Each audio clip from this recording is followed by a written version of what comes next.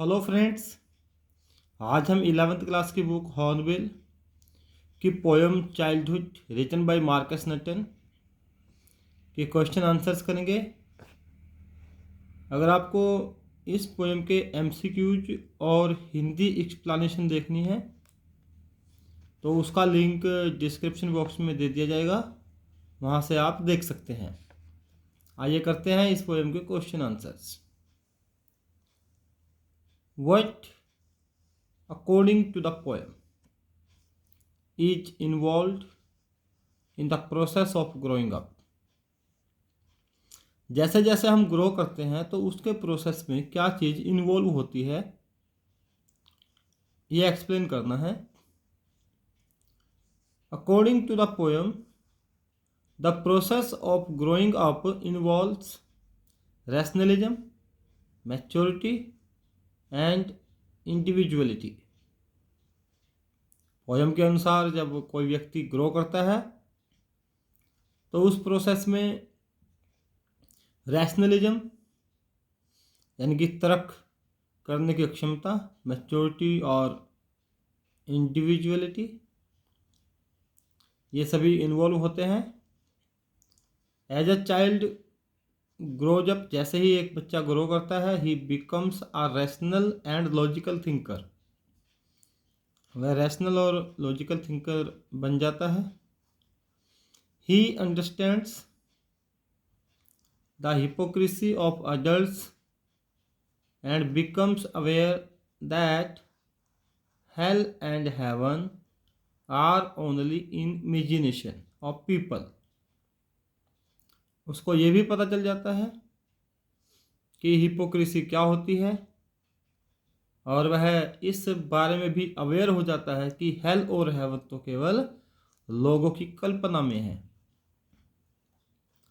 Now as an adult he can explain the difference between reality and fantasy। अब वह reality और fantasy के बीच में डिफरेंस भी कर सकता है कि वास्तविकता क्या है, कल्पना क्या है। he also gains knowledge of his separate personality। उसकी अपनी सेपरेट पर्सनैलिटी है, इसकी भी नॉलेज उसे हो जाती है। What is the poet's feeling towards childhood? Childhood के प्रति पोइट की क्या फीलिंग है, ये एक्सप्लेन करना है।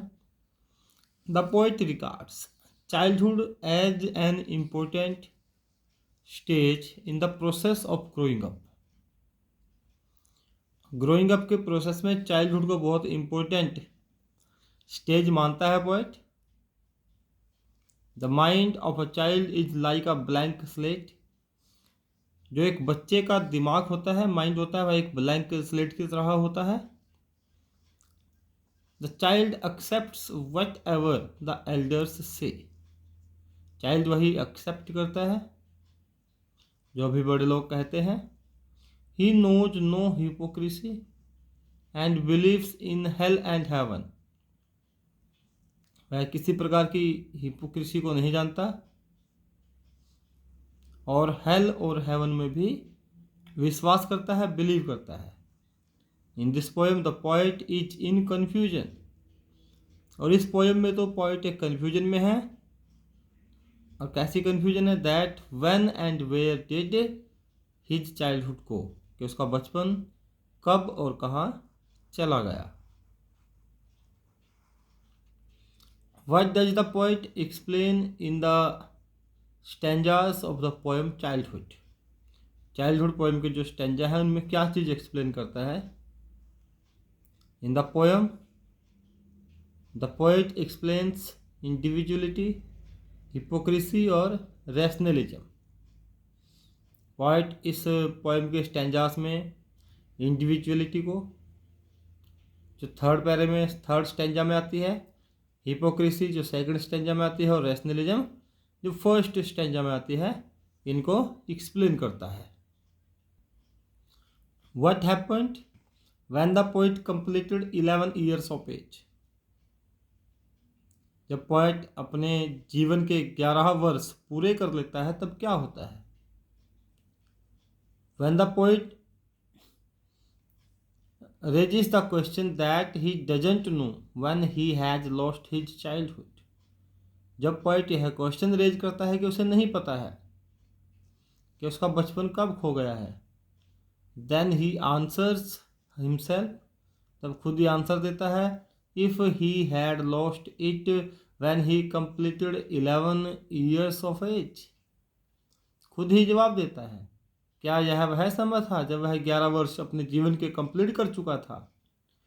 Now he realized the difference between fact and fiction, अब वह वास्तविकता में और फिक्शन में, काल्पनिक चीज़ों के बीच में अंतर कर सकता है।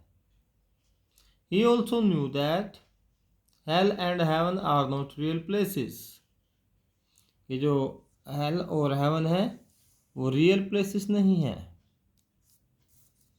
And not found in geography books, और वे जियोग्राफी किताबों में भी नहीं मिलते हैं।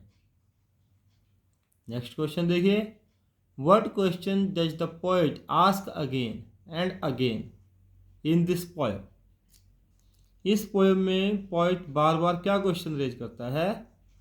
The poet asks the question again and again, when did my childhood go, मेरा बचपन कब चला गया, and where did my childhood go, और उसका चाइल्डहुड कहाँ चला गया, यही क्वेश्चन वह बार बार रेज करता है। What does the poet say about hell and heaven, hell और हेवन के बारे में पोएट क्या कहता है।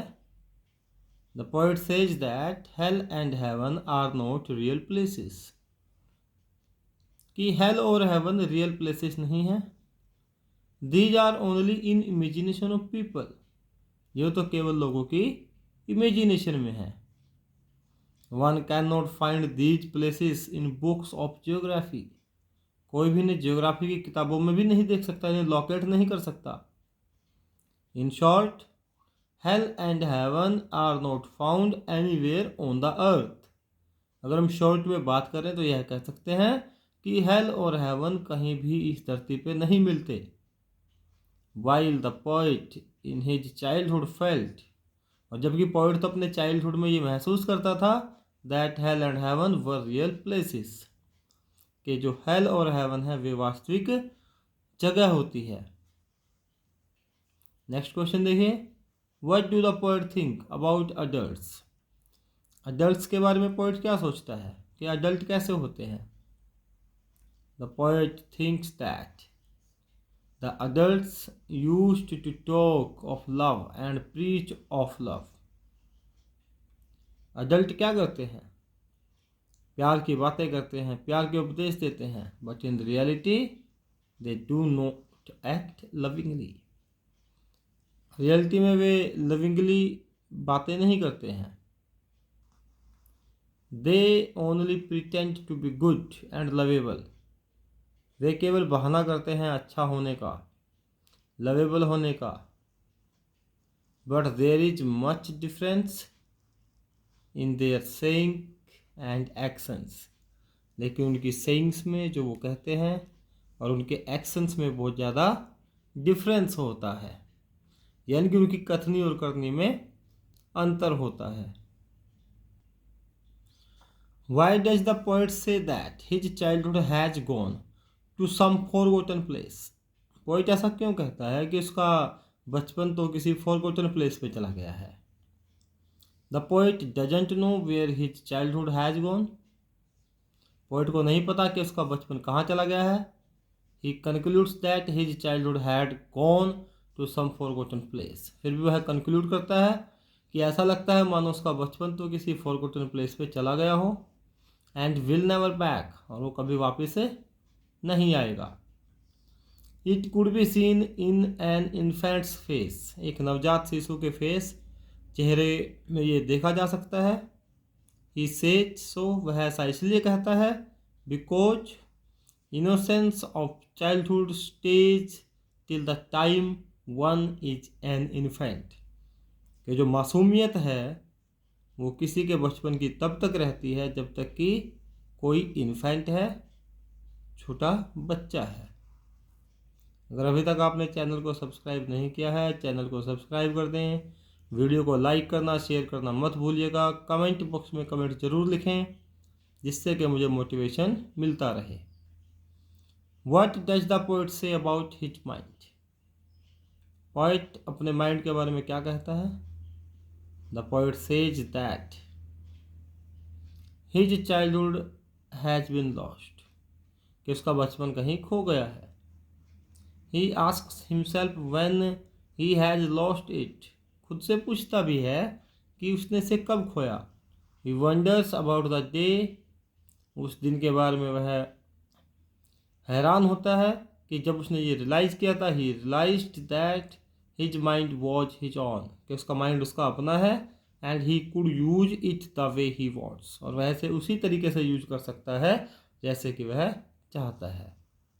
नाउ ही कुड प्रोड्यूस, अब वह प्रोड्यूस कर सकता है हिज ऑन थॉट्स, अपने विचार प्रोड्यूस कर सकता है। ही सेंस्ड हिज ओन पर्सनैलिटी, उसने अपनी पर्सनैलिटी को महसूस किया है। एंड सेपरेट इंडिविजुअलिटी, और अपने सेपरेट इंडिविजुअलिटी को भी उसने फील किया है। तो इस प्रकार से वह अपने माइंड के बारे में सोचता है। आई होप आपको सभी क्वेश्चन आंसर समझ आ गए होंगे। Thank you and have a nice time.